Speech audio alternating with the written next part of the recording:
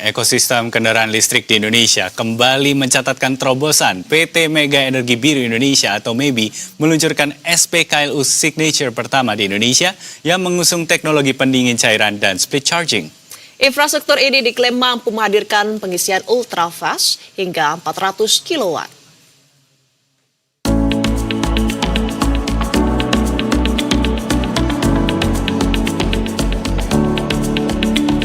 Stasiun pengisian kendaraan listrik umum atau SPKLU Signature bernama Zora ini resmi diperkenalkan di kawasan Scientia Garden, Gading Serpong, Kabupaten Tangerang.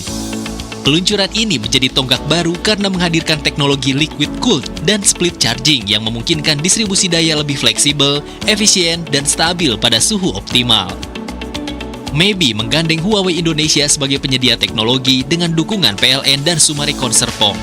SPKLU ini menawarkan layanan ultra fast charging hingga 400 kW, mempercepat waktu pengisian daya kendaraan listrik secara signifikan. Sistem ini juga dirancang adaptif terhadap berbagai kondisi cuaca serta kompatibel untuk rentang tegangan 200 hingga 1000 volt. Teknologi Huawei Fusion Charge yang digunakan menandai penerapan sistem pengisian berpendingin cairan pertama di Indonesia sekaligus aplikasi ketiga Huawei secara global. Infrastruktur ini juga terintegrasi dengan energi surya dan sistem penyimpanan energi guna mendorong penggunaan energi yang lebih bersih. Pertama, dengan sistem split charging dan liquid cooling system di Indonesia.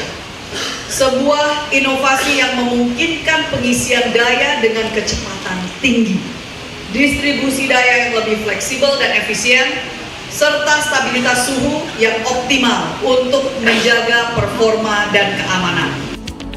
Pada kesempatan yang sama, Direktur Transmisi dan Perencanaan Sistem PLN Edwin Nugraha Putra menuturkan SPKLU ini menjadi babak baru ekosistem kendaraan listrik dan akan menjadi tren baru di Indonesia. Hal ini sejalan dengan cita-cita pemerintah untuk mewujudkan net zero emission atau NZE pada 2060. Hal yang senada juga disampaikan CEO Huawei Digital Power Indonesia, Jin Song, di mana Huawei hadir sebagai penyedia teknologi hijau terdepan dan memberikan dukungan penuh untuk mempercepat pembangunan infrastruktur energi dan mobilitas di Indonesia.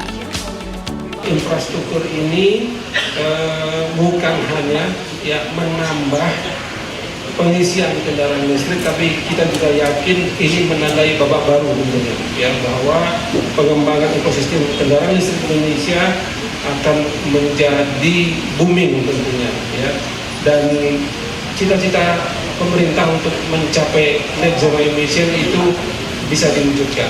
Minimal dalam catatan kita bisa untuk mengurangi impor kita terhadap BBM tentunya.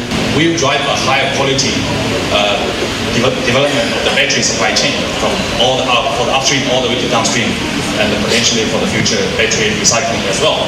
So all of that, we can create a very healthy and sustainable ecosystem to support the energy transition of Indonesia and the broader vision of Golden Indonesia 2045.